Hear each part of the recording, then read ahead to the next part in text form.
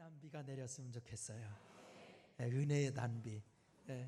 우리 마음이 메마르면 안 되잖아요. 우리 예수 믿는 사람은 마음이 메마르면 이게 삶이 힘들어지고 삶이 사나워지고 다 이렇게 되더라고. 그러니까 마음이 옥토가 되려면 은혜의 단비를 잘 맞아야 되겠다라는 생각을 해봅니다. 옆에 있는 분들 서로 바라보면서 예수는 나의 힘입니다. 이렇게 서로 인사해 주세요. 시작. 예수는 나의 힘입니다. 예수는 나의 힘입니다. 진정으로 우리 삶에 예수님이 우리의 힘이 되심을 믿으시기 바랍니다. 그 예수님이 여러분들과 동행하시기를 간절히 축원합니다. 내가 바칠 수 있는 것은 피와 노고와 눈물과 땀밖에 없다. 어디서 많이 들어본 거죠. 이 연설 구절은 누구나 알고 있듯이 영국의 윈스턴 처칠이 한 명연설 중에 한 대목입니다. 세계 제2차 대전이 일어났을 당시 히틀러의 침략 앞에 영국의 운명은 풍전등화와 같았습니다.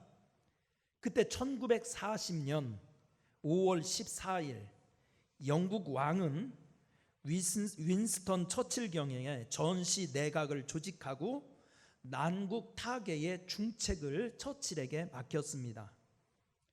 1940년 5월 13일 처칠은 하원에서 그 유명한 역사적인 연설을 시작합니다. 그 연설의 일부를 소개하면 이렇습니다. 이 세상의 위대한 일은 피와 눈물과 땀의 산물입니다. 피는 용기의 심벌이요, 눈물은 정성의 상징이요, 땀은 근면의 심벌입니다. 우리는 피를 흘려야 할 때가 있고 눈물을 흘려야 할 때가 있고 땀을 흘려야 할 때가 있습니다. 피를 흘려야 할 때 피를 흘리지 않으면 남의 노예가 됩니다. 눈물을 흘려야 할 때 눈물을 흘리지 않으면 동물의 차원으로 전락합니다. 땀을 흘려야 할 때 땀을 흘리지 않으면 빈곤의 나락으로 빠집니다. 그 연설의 일부가 그렇게 되어 있습니다. 처칠의 이러한 연설은 영국 국민에게 용기와 믿음과 희망을 주어서 2차 대전을 승리로 이끌어 갈 수 있는 힘이 되었다고 후대는 평가하고 있습니다. 그런데 막상 처칠의 이 유명한 연설문을 대학 논술 시험을 채점하는 컴퓨터 프로그램으로 채점을 해보았더니 낙제점이 나오더라는 것입니다. 문장을 분석해 평가하는 컴퓨터의 채점 기준에 처칠의 연설문은 모두 평균 이하의 점수를 받게 되었다는 것입니다. 이런 사정을 알면서도 영국 정부는 앞으로도 공정성을 위해서 어쩔 수 없이 대학 시험의 논술 채점을 컴퓨터에 맡길 것이라고 했다고 합니다. 자, 그렇다면 처칠의 연설이 국민에게 감동을 주고 난국을 타개할 수 있었던 것은 공정성 때문일까요? 아니면 공감 때문일까요? 생명을 바쳐서 조국을 위해 싸우겠다는 애국심이 전 국민적인 공감을 불러 일으켰기 때문이 아니겠습니까? 우리나라는 북한의 핵 문제에 대하여 중국의 무역 보복도 힘겨운데 일본까지 안보를 거론하면서 무역 보복을 하고 있습니다. 고급 기술이나 소재 대일 의존도가 높은 우리나라로서는 상당 기간 어려움이 예상된다고 합니다. 분명 나라가 어려운 때인데 정파적인 공정만을 앵무새처럼 되풀이할 뿐 온 나라를 하나로 묶는 애국심의 포용력이 도무지 보이지 않습니다. 이념과 정파보다도 나라를 생각해야 할 때입니다. 이렇게 나라가 어려울 때 우리 그리스도인은 과연 어떻게 해야 할까요? 오늘 본문 말씀을 통해서 몇 가지로 찾아보겠습니다. 첫째로, 나라가 어려울 때 그리스도인들이 해야 될 것은 여호와께로 돌아오라는 것입니다. 어떻게 하라? 여호와께로 돌아오라. 3절 같이 읽어보겠습니다. 시작. 사무엘이 이스라엘 온 족속에게 말하여 이르되 만일 너희가 전심으로 여호와께 돌아오려거든 이방 신들과 아스다롯을 너희 중에서 제거하고 너희 마음을 여호와께로 향하여 그만을 섬기라. 그리하면 너희를 블레셋 사람의 손에서 건져내시리라. 아멘. 지금 이 사무엘 선지자가 이스라엘의 지도자, 이때는 왕이라는 제도가 없었고 이스라엘의 일시적인 지도자를 사사라고 부를 때예요. 그래서 사무엘 선지자는 이스라엘의 마지막 사사라 이렇게 불리기도 합니다. 왜냐하면 사무엘 선지자 다음부터는 제도가 바뀌어서 왕이 나타나거든요. 그런데 이 사무엘 선지자가 지금 사무엘상 7장에서 이스라엘 민족의 지도자로 등극하고 있을 그때의 역사적인 상황을 보면 지금으로부터 따지면 3,000년도 넘어서 전이에요. 그때의 역사적인 상황은 이 블레셋이라는 사람들, 지금 피에로라는 사람들이 있죠. 팔레스타인, 그 팔레스타인의 조상이라고 일컬어지고 있는 사람들이 블레셋 사람들이에요. 근데 기원전 1000년경만 하더라도요, 이스라엘 나라라는 사람들은 가나안 땅에 겨우 들어와서 여러 원주민들한테 빌부터 사는 격이었어요. 그래서 이 가나안 땅의 최강자는 두말할 것 없이 블레셋이라는 사람이었어요. 이 블레셋 족속은 이스라엘 백성들을 거의 20년 동안 앞선 문명과 그냥 군사력, 경제력 이런 것을 다 동원해서 아주 걸핏하면 이스라엘을 침공해 와서 마음에 안 들면 그냥 들어오는 거예요. 무슨 특별한 이유가 있어서 들어오는 게 아니라 지들 마음에 안 들면 쳐들어와서 이러쿵저러쿵 다 시비 걸고 뺏어갈 거 다 뺏어가고 이러니 이게 사람이 살 짓입니까? 그러니까 이스라엘도 뭔가 이대로 살 수는 없다. 우리도 자유를 좀 누려보면서 살아보자 하고 블레셋하고 붙어보려고 2번이나 붙었다가 대패를 했어요. 그러니까 사무엘이 등장하기 직전의 상황은 그럴 때였었어요. 그래서 블레셋한테 20년 동안 지배를 당하면서 자유를 잃은 채 그들의 눈치만 보면서 숨도 제대로 쉬지 못하면서 살고 있을 때 형편이 바로 사무엘상 7장의 배경입니다. 그러면서 이 사무엘 선지자가 이 나라의 지도자로 등극하면서 이 블레셋을 물리쳐야 되겠다고 대책을 제시하는 겁니다. 그러니까 나라는 엄청나게 힘겨운 상황이죠. 아주 어려울 때입니다.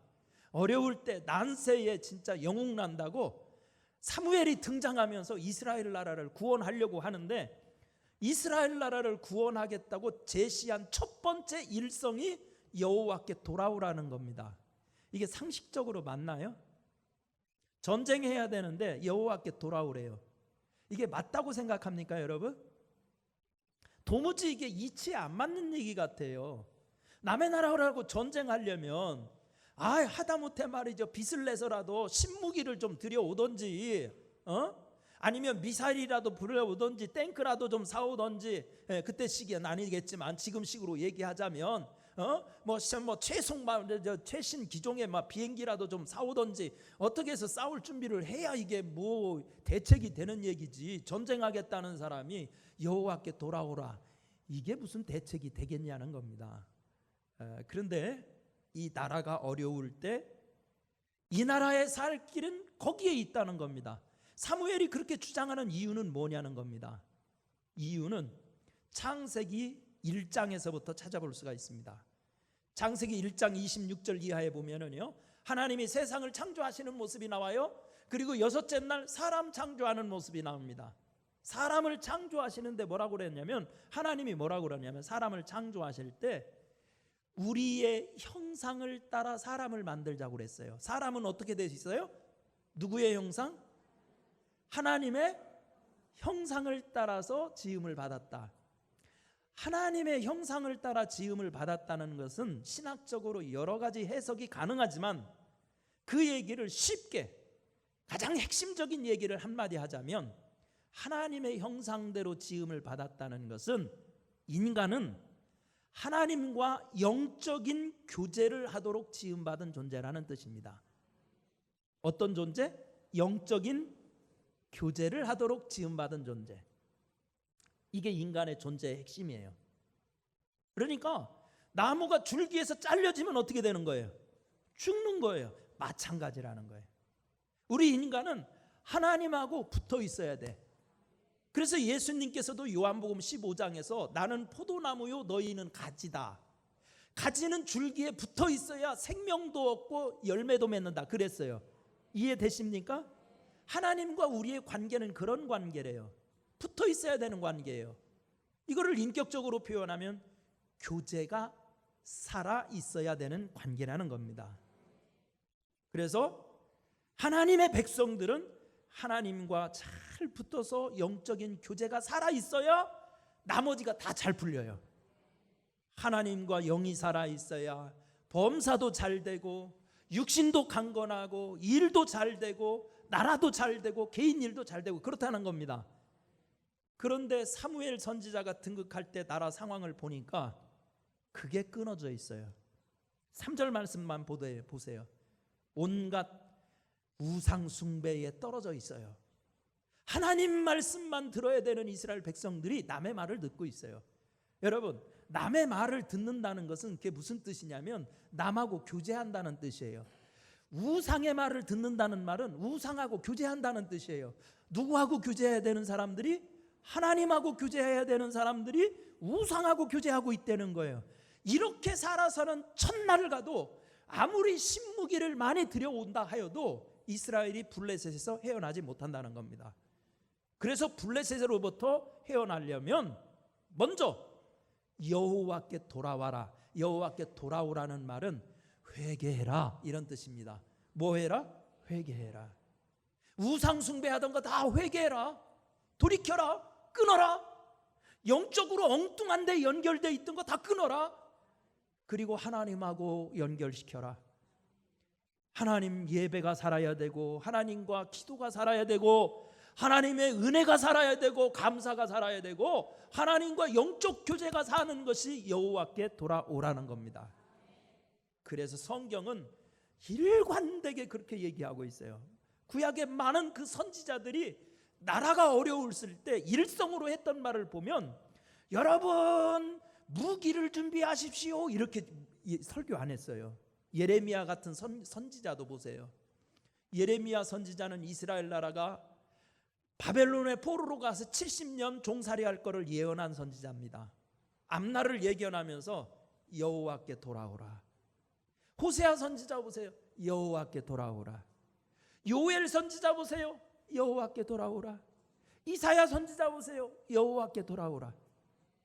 여러분, 나라가 어려울 때 우리가 가장 먼저 해야 될 것은 우리 그리스도인들이 남 따질 거 없어요. 안 믿는 사람들이 이 말을 알아듣겠습니까? 하나님 안 믿는 사람들이 여호와께 돌아오라는 말을 알아듣겠냐고요. 그 사람들 시비할 거 없어요.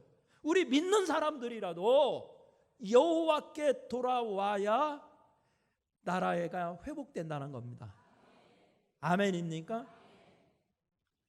주일날마다 교회 와서 예배 드리면 됐지 뭘 어떻게 돌아오라는 거냐.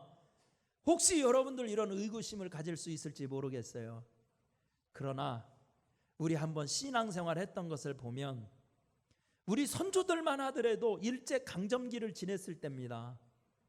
그때 여름에 무슨 냉방장치가 있었나요? 겨울에 무슨 난방장치가 있었나요? 그런 열악한 시절에도 하나님을 향하여 예배하던 열정은 지금 같지 않았습니다. 생명 걸고 예배드렸습니다. 한국 전쟁을 겪은 나라이지 않습니까? 그 위기 중에서 우리 죽느냐 사느냐 하는 그 위기 중에서 예배는 우리 정말 생명 걸고 드렸습니다. 그때의 그 믿음, 그때의 그 절실함, 그때의 간절함으로 하나님을 찾고 듣고 하나님께 순종하고 하나님 말씀을 의지하고 충성했던 그때 믿음에 보면 우리는 너무나 세상 것에 많이 연결되어 있어요. 하나님 의지 안 해도 세상 힘으로만 해도 살아갈 게 너무 많아. 지금은 차도 많고 먹을 것도 많고 집도 많고 얼마나 살기 좋아졌는지 하나님 의지하지 않아도 살 게 너무 많다 보니까 우리의 믿음이 사실은 하나님에게서 떠난 게 너무 많아요. 여러분, 우리 사무엘 선지자의 말씀을 귀담아 들을 수 있기를 바랍니다. 진짜 나라가 어려워진 것은요, 여호와께 돌아오라는 사인입니다. 사인이에요. 이럴 때 우리도 옛날 믿음, 순수했을 때의 믿음, 가난했을 때의 믿음, 절실했을 때의 믿음, 여호와 아니면 나는 살 길이 없다고 하나님만 찾을 때 그 믿음으로 다 돌아갈 수 있기를 간절히 바랍니다. 인간의 오만함 회개해야 되고요, 인간의 지식 앞세웠던 거 회개해야 되고요, 세상 거 먼저 찾고 의지했던 거 회개해야 하고요. 여러분, 순수함으로 돌아가면 하나님이 영혼도 살려주시고 나라도 살려주십니다. 여호와께로 돌아가기를 축원합니다. 두 번째, 나라가 어려울 때 우리가 해야 될 것은 하나님께 간구하라는 겁니다. 어떻게 하자? 여호와께 간구하라. 5절을 읽어주시고요, 8절, 9절 세 절을 읽어보겠습니다. 5절 시작. 사무엘이 이르되 온 이스라엘은 미스바로 모이라. 내가 너희를 위하여 여호와께 뭐 한대요? 기도해야 되겠다. 기도. 사무엘이 내놓은 대안은 기도예요. 기도. 8절 9절 한번 또 읽어볼까요? 시작. 이스라엘 자손이 사무엘에게 이르되 당신은 우리를 위하여 우리 하나님 여호와께 쉬지 말고 부르짖어 우리를 블레셋 사람의 손에서 구원하게 하소서. 그 다음 9절. 사무엘이 어린 양 하나를 가져다가 온전한 번제를 여호와께 드리고 이스라엘을 위하여 여호와께 부르짖음에 여호와께서 응답하셨더라. 아멘.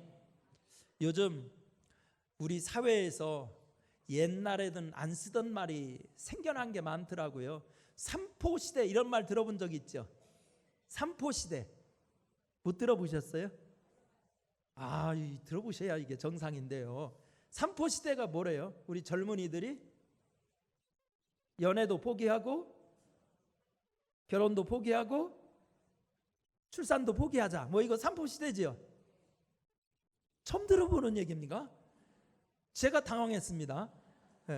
뭐 요즘은 삼포시대도 지나서요, N포시대라고 하잖아요. N포. 그 세 가지뿐만 아니라 우리 젊은이들이 꿈꿔야 되는 건 다 포기해야 된대. 뭐 예를 들면 집 산다? 집값이 이렇게 올랐는데 집 산다? 안 돼. 집 사는 거 포기.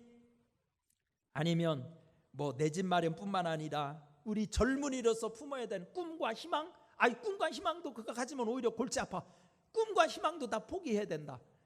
이런 절망스러운 사실은 얘기죠. 이런 N포 시대라는 얘기가 나온 것은 우리 젊은이들이 불안정한 일자리, 기약 없는 취업 준비, 과도한 집값, 치솟는 물가와 생활비, 비싼 등록금과 우리 학자금 문제, 그 다음에 경제 사회적인 압박, 이런 것 때문에 우리 젊은이들이 요즘 얼마나 희망을 잃고 사는가. 그래서 젊은이들의 어려운 현실을 대변하는 말이 N포 시대다라는 말을 하는 것 같습니다. 현실의 장벽이 높다 이거예요.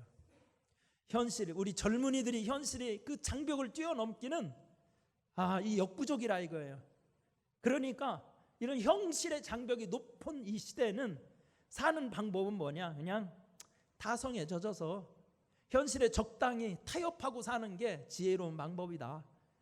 그래가지고 이 N포 시대에 살아남는 전략, 그래가지고 요즘 그런 말도 많이 생겼더라고요. 이런 유행어가 생겼더라고. 어차피 회사 다닐 거면 나부터 챙기자, 뭐 이런 말도 생기고요. 뿐만 아니라 받는 만큼만 일하자, 너무 충성하려고 그러지 말고, 뭐 이런 말도 생겨나고요. 하마터면 열심히 살 뻔했다. 뭐 이런 말도 나오고요. 이게 요즘 M4 시대에 생겨난 말이에요. 하마터면 열심히 살 뻔했다. 또 열심히 살지 않기로 결심한 순간 인생이 행복해지기 시작했다. 막 이런 말도 우리 젊은이들은 하더라고요. 현실의 벽이 높고 그걸 뛰어넘을 돌파할 수 있는 방법은 없고 이렇게 암담하다는 얘기죠. 그런데요, 이스라엘 나라의 상황이 똑같았어요. 우리가 읽은 사무엘상 7장의 시대 배경하고 똑같았어요. 이스라엘 나라가요, 현실의 벽을 넘기는 너무 힘들었어요. 오늘 적으로 등장하고 있는 이 블레셋만 하더라도 너무 문화 차이가 너무 심해요. 예를 들면 이때 당시만 하더라도요, 사무엘 당시만 하더라도 블레셋 사람들은요 철기 문화를 쓰고 있었어요. 무슨 무기? 철기 문명이에요. 철기. 근데 이스라엘은요 이때만 하더라도 사울 임금이 등장할 때까지도 보면 쓰는 걸 보면은요 청동기 시대를 살고 있어요. 무슨 시대? 우리가 소시적에 학교 다닐 때 보면 뭐 청동기 시대, 석기 시대, 청동기 시대, 철기 시대 이런 순서로 내려가죠. 여러분, 이 문화 시대가 하나가 다르다는 것은 이거는 비교가 안 된다는 얘기예요. 여러분, 전쟁을 하는데 활 갖고 싸우는 거하고 미사일 갖고 싸우는 거하고 게임이 돼요, 안 돼요? 그런 심이라는 거예요 지금. 그러니 현실의 벽이 이건 넘을 수가 없는 거예요. 한번 덤벼는 봤죠. 이스라엘도 아유 블레셋 놈들 이거 이 압제에서 우리가 살 방법이 없어. 우리도 한번 독립해보자. 그래가지고요, 여러분 사무엘상 4장에서도 한번 덤볐어요. 전쟁했어요. 4,000명 죽었어요. 이스라엘 백성들 4,000명 죽었어요. 그 뒤에 한번 또 봉기를 했어요. 못 살겠네. 한번 덤벼보자. 전쟁했어요. 3만 명 죽었어요. 그러니까 현실의 벽이 높아요, 안 높아요? 그러니까 해보다 안 되니까 이제는 고분고분 종처럼 사는 게 수야. 이렇게 생각하고 있을 때 사무엘 선지자가 그 현실의 높은 벽을 돌파할 수 있는 정면 돌파 방법으로 제시한 게 5절이야. 미스바로 모여라. 뭐 하려고? 기도하려고. 뭐 하려고요? 자, 하나님이 알려주는 방법. 나라가 어려울 때 해야 될 것은 기도해야 된대요. 아멘입니까? 기도하면 하나님이 개입을 하시겠다는 겁니다. 이스라엘 나라는 블레셋보다 약한 게 사실이에요. 근데 하나님 앞에 기도하면 하나님이 개입을 하면 하나님의 힘은 블레셋보다 세요. 아멘입니까? 그래서 이스라엘 백성들이 금식하면서 울면서 기도하기 시작한 겁니다. 하나님, 우리는 연약합니다. 하나님은 전능하시잖아요. 하나님이 역사를 다스리지 않으십니까? 그러니까 하나님께서 우리를 도와주셔서 이 블레셋의 압제에서 해방되게 해주십시오 하면서 금식하면서 기도했더니 하나님이 응답하셨더라. 아멘입니까? 하나님은 응답하시는 하나님이십니다. 나라를 위해서 기도해도요 응답하시는 하나님이세요. 개인 문제를 가지고 기도해도요 하나님 마음에 들게 간구하면 응답하십니다. 여러분 믿습니까? 여러분, 우리도 이렇게 어려울 때 나라를 위해서 기도하십시다. 북핵 문제를 위해서도요, 외교 어떻게 할까, 트럼프가 어떤 처신을 할까, 김정일은 어떻게 행보를 할까, 이런 것만 따지고 있지 말고요, 우리 예수 믿는 사람들이 하나님이 역사를 다스리심에 우리를 불쌍히 여기사 이 나라를 구원해 달라고 기도하자고요. 일본이 저렇게 딴지를 걸고 이렇게 우리를 힘들게 할 때 우리 그리스도인들이 눈물로 하나님께 기도하시자고요. 그래서 하나님이 일본을 만지시면 일본도 꼼짝 못할 방법이 있어요. 아멘입니까? 나라가 어려울 때 우리는 기도해야 합니다. 미스바로 모여야 합니다. 예수님이 마가복음 9장 29절에서 분명히 말씀하셨어요. 기도 외에는 이런 유가 나갈 수 없느니라. 여러분, 정치인들 탓만 하지 마시고요, 정당 탓만 하지 마시고요, 예수 믿는 사람들은 진정으로 하나님이 역사를 주관하심을 믿고 나라를 위해서 기도하는 성도들 되시기를 간절히 축원합니다. 세 번째, 나라가 어려울 때 우리가 해야 될 일은 하나님의 도우심을 믿으라는 겁니다. 아멘입니까? 하나님의 도우심을 믿으라. 12절 같이 읽어보겠습니다. 12절 시작. 사무엘이 돌을 취하여 미스바와 센 사이에 세워 이르되 여호와께서 여기까지 우리를 도우셨다 하고 그 이름을 에벤 에셀이라 하니라. 아멘. 10절 말씀을 보니까요, 하나님이 기도를 응답하니까 천재지변이 일어났어요. 천재지변. 9절에 보니까 하나님이 응답하시는 방법으로 그 블레셋 사람의 진영에 큰 우레를 발했대. 그러니까 큰 우레는 핵폭탄 터지는 듯한 뭔가를 막 내린 거예요. 번개를 쏟아붓든지 그냥 뇌성 병력을 막 그냥 때리든지, 하여튼 이 사람들이 감당할 수 없을 만한 천재지변급의 하나님의 능력을 동원한 거예요. 큰 우레를 발했다. 그러니까 꼼짝 못하고 그냥 주랭랑을 치게 막 바쁜 거예요. 그러니까 뭐 이스라엘 백성들이 신이 나가지고 막 뒤쫓아가가지고 추격해서 완전 승리를 갖고 온 겁니다. 그러니까 이스라엘 백성도 이 전쟁을 생각해 보니까 기가 막힌 거예요. 이 군인의 숫자로 비교해 보던, 무기의 그 무장한 것으로 따져보던, 뭘로 따져도 전쟁이 안 되는 게임이었는데 아주 100대 0으로 이겼으니까, 그랬으니까 이스라엘 백성들도 놀래 자빠질 지경인 거지요. 전쟁을 이겼어요. 이기고 나니까 사무엘이 한 가지 일을 시킵니다. 여러분, 큰 비석을 하나 세웁시다. 12절 얘기가 그거예요. 큰 비석을, 돌을 세웠다는 것은 우리식으로 얘기하면 광개토 대왕비 같은 큰 비석을 하나 세웁시다. 비석을 뭐 하려고 세우겠어요? 오래오래 기념되도록 하려고. 그래가지고 비석에 이름을 새기세요. 뭐라고 새기냐? 넉자 새기라는 거예요. 물론 히브리 말로는 넉자가 아니죠. 에벤 에셀 새기라는 거예요. 어떻게 해요? 에벤 에셀, 딱 그것만 새기라는 거예요. 딴 거 하지 말라는. 사무엘 이름 넣으면 안 돼. 사무엘이 기도해서 이겼다고 그래서 사무엘이 기도함에 이겼다라, 이따위 말 쓰지 말라는 거예요. 딱 내자만 써. 에벤 에셀. 그 말의 뜻은 여기까지 하나님이 도와주셨다. 그러니까 전쟁은 누가 이기게 해주셨다? 하나님은 뭐하는 하나님? 도우시는 하나님. 아멘입니까? 그거를 후대에 남기고 싶은 거예요. 사무엘이 진짜 남기고 싶은 것은 이겼다고 그냥 좋아가지고 그냥 전쟁 탈취물 막 그냥 서로 뺏어다가 그냥 자기 축적하고 이런 거 신경 안 쓰고, 전쟁에 이기고 나서 꼭 하고 싶은 것은 후대에 하나님은 도우시는 하나님이다, 이것 좀 남기고 싶어서 비석을 만든 거예요. 하나님의 도우심을 믿으라는 겁니다. 아멘입니까? 우리도 그 믿음이 없으면은요, 기도가 안 나와요. 하나님은 세계 강대국보다, 중국보다, 미국보다, 러시아보다, 그 나라 대통령보다 더 위대한 능력의 하나님이라는 사실을 믿어야 우리가 기도할 수 있는 겁니다. 그래서 에베네셀, 이 말은 무슨 뜻이냐면 하나님의 은혜를 기억하십시오, 이 말이기도 하고, 하나는 앞으로 살아갈 때 하나님이 도와주실 거 믿고 용기 있게 나가세요, 이런 사명을 주는 말이기도 합니다. 사랑하는 성도 여러분, 에베네셀의 하나님을 믿으십시다.